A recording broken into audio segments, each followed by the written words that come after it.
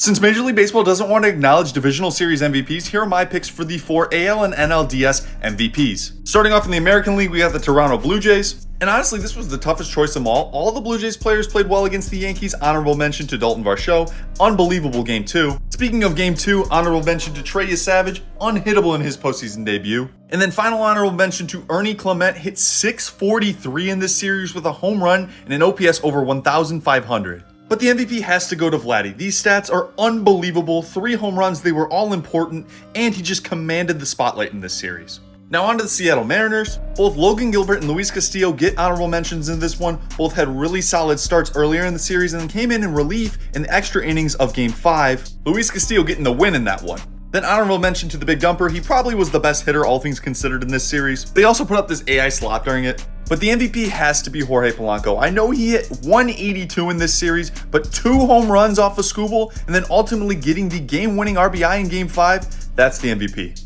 On to the NL and the Los Angeles Dodgers. Honorable mention to Teoscar Hernandez, couple big hits. Same thing with Mookie Betts, and his defense might go overlooked in this series, and it is in this circumstance, but it was very important. The MVP has to be Roki Sasaki. Yeah, he didn't play that much, but in every game that he pitched in, the Dodgers won. He got 2 saves and a really important 3-inning shutout outing in Game 5.